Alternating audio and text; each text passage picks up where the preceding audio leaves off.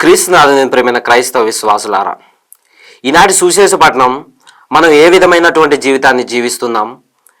దేవునికి ఇష్టమైనటువంటి జీవితాన్ని జీవిస్తున్నామా, లేక ఈ లోకానికి ఇష్టమైనటువంటి జీవితాన్ని జీవిస్తున్నామా అనేటటువంటి అంశాలను గురించి తెలియజేస్తుంది. దేవునికి ఇష్టమైనటువంటి జీవితం అనగా నీతి, న్యాయం, తప్పును ఖండిస్తూ జీవించేటటువంటి జీవితం, అనగా పునీత బాప్తిస్మ యోహాను గారు జీవించేటటువంటి జీవితం.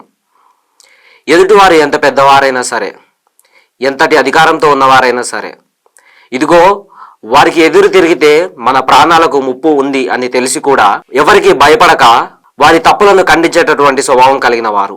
ఇటువంటి జీవితం ఈ లోకానికి కష్టంగా అనిపించవచ్చు, కానీ దేవునికి ఇష్టంగా అనిపిస్తుంది. ఇకపై రెండవదిగా, ఈ లోకానికి ఇష్టమైనటువంటి జీవితం.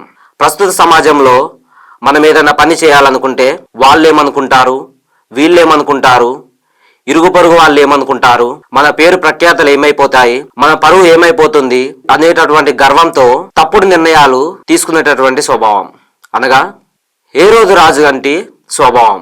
అదేవిధంగా ఈనాడు తల్లి శ్రీసభ పునీత పౌలు మిక్కి మరియు తన సహచరుల స్మరణను జరుపుకొంచుంది. వీరు జపాను దేశంలో జన్మించి ఎంతో ఉన్నతమైనటువంటి చదువులు చదివి జేసు సభలో ప్రవేశించి ఆ తరువాత 27 మంది క్రైస్తవ మతాధిపతులు మరియు గృహస్థ క్రైస్తవులతో కలిసి నాగసాకికి 600 మైళ్ళు కవాతు చేసి అక్కడ ఫ్లెడ్లింగ్ అనేటటువంటి దేవాలయంలో సత్యాన్ని బోధిస్తూ నీతివంతంగా జీవిస్తూ సిలువ వేయబడ్డారు. వారు తన మరణ సమయంలో కూడా ఇతరులకు ధైర్యం చెబుతూ మరణిస్తే కేవలం క్రీస్తు కొరకే మరణించాలి అని, ఈ లోకానికి భయపడకుండా ధైర్యంగా ఉండాలని బోధిస్తూ ఉన్నారు.